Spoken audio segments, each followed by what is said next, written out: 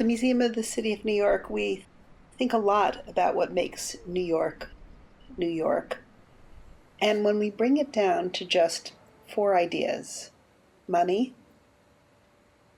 density, diversity, and creativity, they're all rooted in and felt in the vibrant street life of New York. And that energy of New York's street life is what I find most viscerally absent during this strange and quiet time of sheltering in place, staying at home, social distancing, and quarantine. Use soap and water and watch for at least 20 seconds. Or use hand sanitizer. Please cover your nose and mouth with your elbow when you cough or sneeze. Let's work together to keep our state healthy. The streets are dense, they're diverse, they're full of creative people from all over the world. The crowds, the jostling, people bumping up against strangers and hearing all the languages of the globe. That's typically the experience of moving through the streets of New York. Stand clear of the closing doors, please.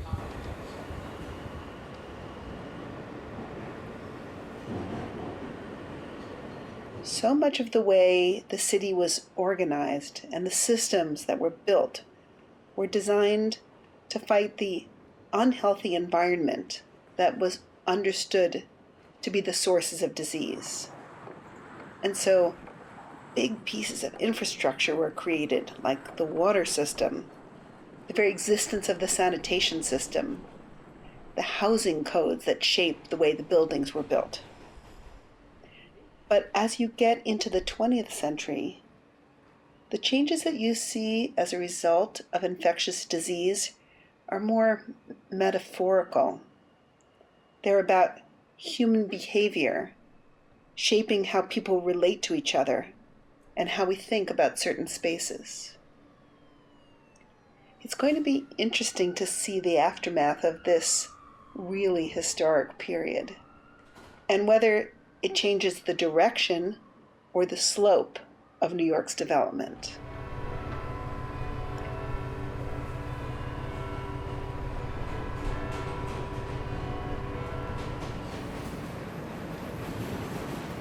New York has a lot of monikers and nicknames. One is famously the city that never sleeps. Yet right now, people are feeling that the city that never sleeps is at least napping. And yet, when you look closer at what it takes to keep this city moving and all the people putting their lives on the front lines, whether literally in hospitals or just keeping the subways and buses moving, deliveries coming, and food on the shelves, there are still a lot of people not sleeping in New York.